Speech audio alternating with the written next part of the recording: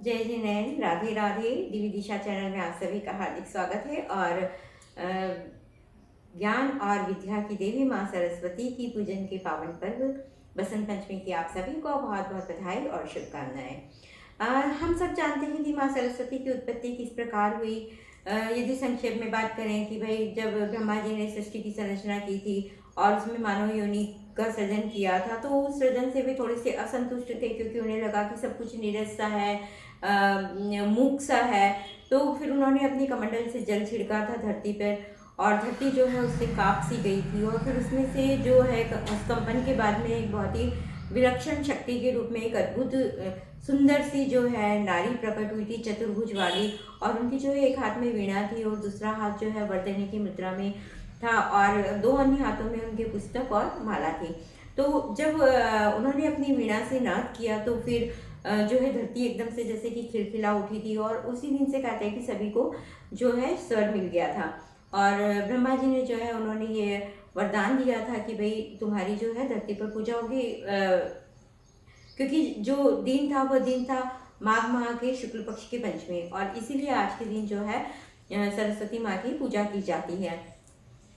इसके अलावा भी जो और भी बहुत सारी कहानियां हैं सरस्वती माँ के लिए, लेकिन जिसमें दो कहानी जो है वो बहुत ही कहना चाहिए कि अच्छी और प्रासंगिक है, जो कि मुझे आज के दिन आप सभी के साथ में शेयर करके खुशी होगी। जिसमें से एक कहानी भी सुनी होगी, किंतु आज के दिन इसे शेयर करना मुझे लगा कि प्रासंगिक है, तो मैं आप सभी के साथ उसको शेयर कर रही हूँ। तो इसमें कि एक दिन भगवान विष्णु जो है नागशैया पर लेटे हुए आराम कर रहे थे क्षीर सागर में, और लक्ष्मी जी उनके पास में बैठी हुई थी। तो हम सब जानते हैं कि लक्ष्मी जी जो है विष्णु जी की धर्म पत्नी है।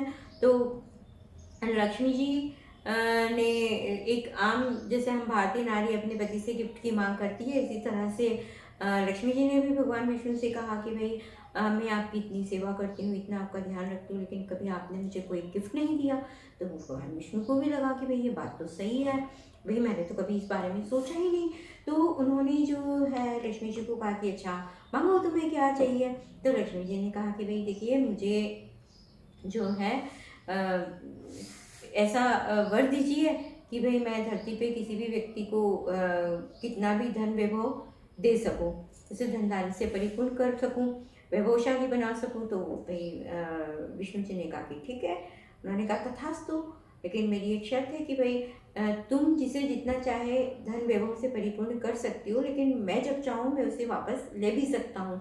तो लक्ष्मी जी ने कहा कि ठीक है।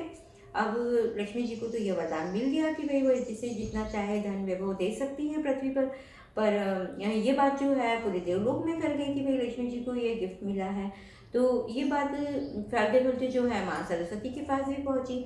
तो भाई सरस्वती जी को लगा कि ये तो मेरे साथ में भाई वो हुआ है, तो मुझे भी गिफ्ट मांगना चाहिए। तो क्योंकि जैसे कि हमें पता है कि माँ लक्ष्मी जो है वो विष्णु जी की धर्म पत्नी कही जाती है, और सरस्वती जी और विष्णु जी का जो संबंध है वो भाई बहन का बताया जाता है। तो इस हक से वह भी विष्णु जी के पास में जो है गिफ्ट मांगने गई। तो उन्होंने कहा भाई मुझे भी गिफ्ट चाहिए। तो भगवान विष्णु ने कहा कि ठीक है भाई मांगो, तुम्हें भी क्या गिफ्ट चाहिए। तो बोले मुझे जो भी गिफ्ट आप देंगे मुझे स्वीकार है, लेकिन मुझे जो गिफ्ट आप देंगे वो लक्ष्मी जी से जो है श्रेष्ठ चाहिए। तो भगवान विष्णु ने कहा कि देखिए मैंने लक्ष्मी जी को जो गिफ्ट दिया है उसमें ये कहा है कि भाई आप उन्हें संसार में पृथ्वी पे किसी भी व्यक्ति को धन धान्य से पूरी तरह से मतलब वैभव प्रदान कर सकती हैं, लेकिन शर्त यह है कि मैं उसे वापस ले लूँगा यदि चाहूँ तो भाई मैं तुम्हें ये गिफ्ट देता हूँ कि भाई तुम धरती पर जिसको जितना चाहे ज्ञान दे सकती हो, लेकिन उस ज्ञान को मैं वापस नहीं लूँगा। तो इस तरह से जो है ये कहानी थी, और यही बात थी कि जो है लक्ष्मी जी को हम चंचला कहते हैं, आना जाना कहते हैं। कोई भी लक्ष्मी जी को जो है किसी से चुरा सकता है, ले सकता है, और वो जब चाहे चली भी जाती हैं। लेकिन ज्ञान के लिए हम ये देखते हैं कि भाई माँ सरस्वती का आशीर्वाद जिसके ऊपर है, जिससे ज्ञान की प्राप्ति होती है, उस ज्ञान को कोई छीन नहीं सकता है। उनका जो आशीर्वाद है वह बिल्कुल जो है स्थायी रहता है। में एक कहानी ये थी कि भाई एक दिन जो है सरस्वती माँ अपनी वीणा बजा रही थी, तो लक्ष्मी जी उनके पास में आई और उन्होंने कहा कि भाई तुम तो जो है वीणा ही बजाती रहती हो, मैं तो देखो धन की देवी हूँ और इसीलिए लोग जो है मेरी स्तुति करते हैं।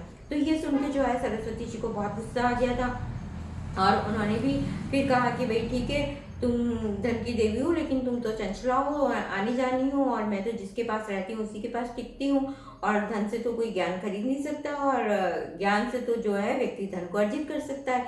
तो इस बात को सुनकर लक्ष्मी जी को भी बहुत गुस्सा आ गया था। फिर दोनों में जो है बहुत बहस छिड़ी।